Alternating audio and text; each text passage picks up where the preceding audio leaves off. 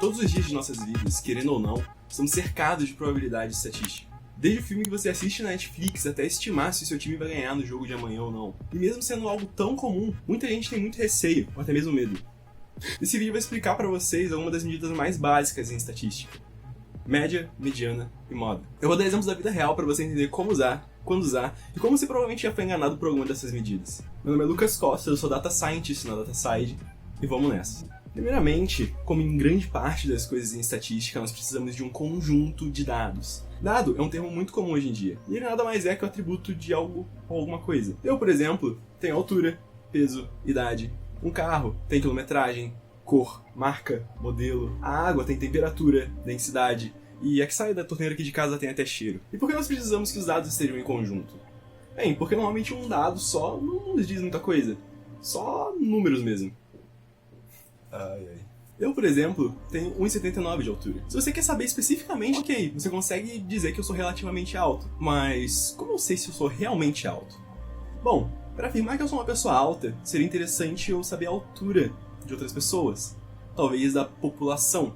População em estatística nada mais é do que o termo que define a totalidade do meu conjunto de dados. E normalmente esses dados eles têm alguma semelhança. Nesse caso é a altura, porque pessoas têm altura. Mas medir a população é algo muito difícil, normalmente beira o impossível. Imagina medir a população inteira da Terra, são mais de 8 bilhões de pessoas, simplesmente não dá. Vamos reduzir esse tamanho então. Vamos dizer que eu quero medir o tamanho da população brasileira, são 210 milhões de pessoas. Ainda assim é muita coisa. E eu não posso simplesmente bater de porta em porta com uma fita métrica na mão pedindo pra medir todo mundo. Na verdade, eu até posso. Mas se uma dessas pessoas recusasse deixar eu medir a altura dela, tudo teria sido em vão. Afinal, eu não teria minha população inteira. E se de toda a população brasileira eu pegasse 10 mil pessoas? Já fica mais tranquilo, né? Bem, não. Mas vamos supor que sim. Isso se chama amostragem. Estamos pegando uma pequena parcela da população para representar um todo. Você provavelmente já tirou uma amostra de sangue. E é o mesmo princípio. Não preciso tirar todo o sangue do seu corpo para saber seu nível de colesterol. Preciso tirar só um pouquinho, e esse pouquinho vai representar todo o resto do seu sangue. E normalmente é muito preciso. Eu não vou entrar em detalhes sobre amostragem e tamanho de amostragem nesse vídeo. Mas lembra desse termo porque eu vou usar ele a partir de agora. Então agora nós temos a amostragem da altura de 10 mil pessoas do Brasil. Já é melhor do que eu comparar a minha altura com a altura de outra pessoa. Até porque se essa outra pessoa tivesse a mesma altura que eu, bem, não ia me dizer muita coisa, né? Então toma aí sua lista de 10 mil alturas. Você não pode dizer muita coisa olhando só essa lista, né? Mesmo que você tenha os dados, não é possível dizer muita coisa sobre eles. São apenas alturas soltas. Mas e se eu fizer um gráfico? Bem, ele iria aparecer com isso. Fica melhor para visualizar, né? Esse gráfico é o que chamamos de um histograma. A ideia desse gráfico é mostrar como uma população ou uma amostra de dados está distribuída. No eixo horizontal, no que chamamos de eixo X, nós temos as alturas. E no eixo Y, na vertical, nós temos a quantidade de pessoas que têm determinada altura. Visualizando assim, eu percebo que as pessoas que têm a altura menor que 1,60 e maior que 1,90 são bem menos frequentes do que as pessoas que têm 1,70 m, por exemplo. Agora, eu tenho a informação, mesmo que não seja uma informação muito precisa.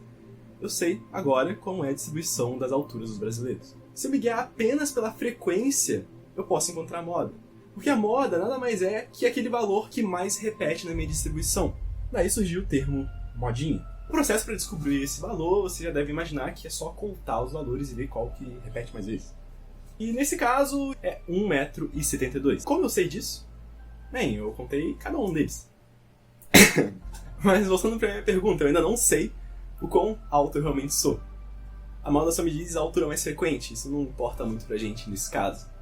O que eu quero aqui é encontrar o balanço entre a distribuição e a frequência. Eu quero encontrar o equilíbrio, ponto médio, a média. Nesse caso, eu vou estar utilizando a média mais simples. A média simples. Para ficar mais simples de você entender como a média funciona, imagine 3 pessoas. Essas 3 pessoas têm salários. Digamos que 2 dessas pessoas recebam um salário de 1.000 e uma dessas pessoas receba um salário de 2.000. Se nós somarmos os 3 salários, nós temos 4.000 reais. E para eu distribuir esses 4.000 reais de salário entre eles, eu preciso dividir pela quantidade de pessoas, ou seja, 3. Se eu dividir 4.000 por 3, eu tenho R$ 1.333,33.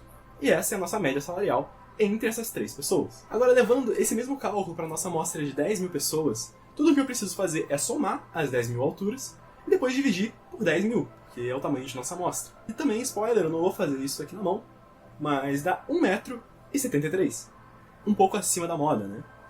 Isso se dá porque nós temos uma distribuição normal. Em um outro vídeo eu vou explicar o que é uma distribuição normal e como ela funciona. Então fica ligado aqui no canal. Agora que eu sei que a altura média brasileira é de 1,73 m, eu tenho o conhecimento da altura média brasileira. Com isso, eu posso comparar a minha altura com a da média. Ou seja, eu tenho 6 centímetros a mais que a média. Então eu sou relativamente alto. Relativamente porque, em comparação às pessoas que têm 2 metros, por exemplo, eu não sou tão alto assim. E também, se eu comparar a minha altura com outros tipos de média de altura, por exemplo, a média de altura de jogadores da NBA, eu vou ser extremamente baixo. Opa, beleza aí? E aí que tá. Nem tudo no mundo é exato. Muitas vezes os conceitos não têm exatidão. O senso comum, por exemplo, diz que para você ser considerado uma pessoa realmente alta, você tem que ter a partir de 1,80 m por 1 centímetro.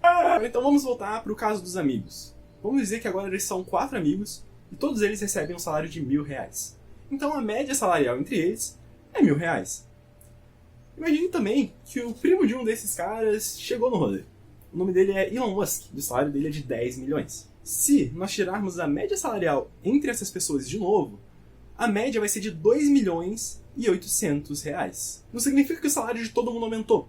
Continuam exatamente os mesmos. Mas se seja estatisticamente correto afirmar que a média de salário deles é de R$2.800.000, é uma informação muito enganosa. Isso acontece porque a média é muito sensível a valores extremos, os que nós chamamos também de outliers. E é aí que entra a mediana.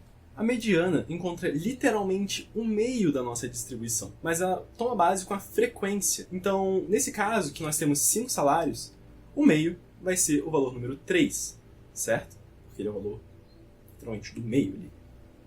E repare que a nossa mediana vai continuar sendo R$1.000, mesmo tendo o salário absurdo de Elon Musk, que é bem mais próximo da realidade, representa melhor a nossa população de 5 pessoas. Até porque a maioria ali recebe R$1.000. Agora um exemplo da vida real. Imagine a distribuição de renda do Brasil, em que existem muito mais pessoas pobres e uma pequena quantidade de pessoas ricas. Só que a renda das pessoas ricas é tão alta que eles conseguem distorcer a média. No artigo de 2017 foi identificado que a renda média do brasileiro é de R$1.274 e a renda mediana é de 757. Sendo que o salário mínimo em 2017 era 937, então você já consegue ver aí que tinha muita gente recebendo menos que um salário mínimo como renda. Os ricos são tão ricos que eles conseguem distorcer a média em R$500. E não é uma média entre 5 pessoas, é uma média entre 210 milhões de pessoas. A partir de agora, quando você vê alguma notícia falando sobre média e mediana, se questione, pergunta se a distribuição que eles estão medindo realmente deve utilizar a média ou a mediana. Se questione. Busque se informar. Afinal, nós estamos na era da informação. O vídeo vai ficando por aqui. Eu espero que você tenha gostado, eu espero que você tenha entendido. Eu agradeço a DataSide pelo espaço aqui no canal. E até a próxima. Pensou em dados? Pensou DataSide.